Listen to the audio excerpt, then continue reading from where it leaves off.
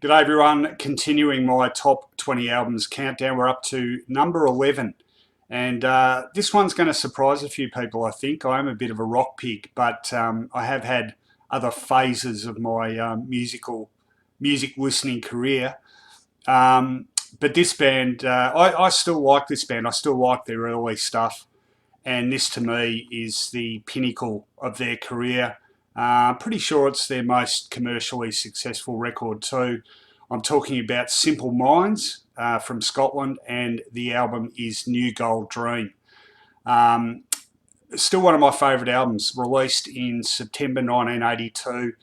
Tied up with a lot of memories for me, this one. I know a lot of people, music sort of reminds them of certain places and times in their lives. For me, this is about finishing off my school life. I was doing HSC in 1982. This had just come out when we were getting ready for exams and stuff, and that whole summer after we finished, I just had this on an endless loop.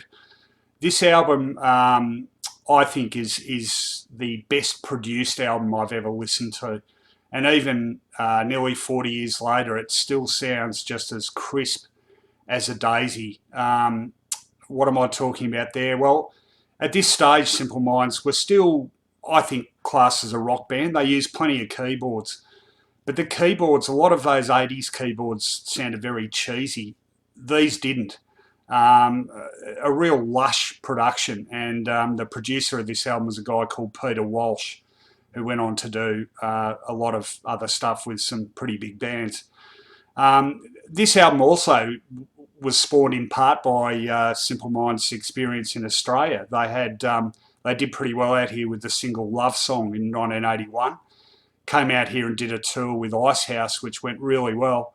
Went back home and wrote "Promised You a Miracle," which I'm sure most people have heard, which was a really big hit, and that sort of became the genesis of this album. Obviously, that track is on this album, but you would have heard a lot of tracks off this album, like Someone Somewhere in Summertime. That was a single too.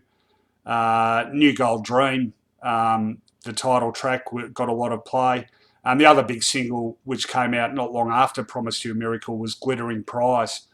That's a good example of the way keyboards are used. Like they're a main feature of the sound, but they don't overpower it. The guitar's still working well, and the production isn't heavy-handed. There's just a real lush sparseness about it, which is just so atmospheric. Funnily enough, I did a European trip back in October last year, and I had this going constantly in the background, and it just seemed, just taking the train through places in the Black Forest in Germany, this music just seemed really apt for it for some reason. I don't know, but certain settings seem to call for certain types of music, and I certainly found that with this album. It's a beautiful record. I think it's very evocative. There's a fantastic instrumental on it, "Somebody Up There Likes You," which I think 4 or 5 minutes long, but I do get quite emotional listening to this record. It just brings back so many happy memories, and musically, I think it's really interesting. Finishes off very strongly too. A couple of tracks, "Hunter and the Hunted" and "King is White" and "In the Crowd." Like I say, there's a sparseness to the production of this record, and a lushness at the same time. I'm wheeling out the adjectives, but it's just sort of how this record makes me feel. "Colours Flying Catherine Wheel," if I didn't mention that's another great track. "Big Sleep." Again, one of those albums I think there's not a dud track on. Simple Minds came out here again in '82, and I saw them play at the old venue in St Kilda, and that was just a fantastic gig. I remember it vividly. They did go downhill after this, I think, unfortunately. They had another okay album, "Sparkle in the Rain," the following year. They then sort of ventured too much into that stadium rock sound. The next album in '85, "Once Upon a Time," they started incorporating a lot of sort of female backing vocals and got a bit chanty, and I fell out of love with them pretty quickly.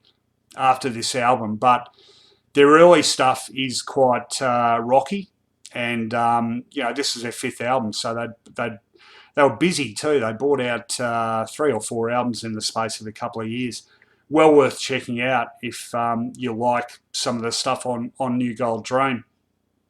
Like I said, I like other albums more than this, although this is right up there, but I cannot think of a record in my collection which I think sounds better production-wise than this one. So Peter Walsh, wherever you are these days, take a bow, because you did a fantastic job on this. Jim Kerr, the lead vocalist, Charlie Burchill, the guitarist, really good guitarist.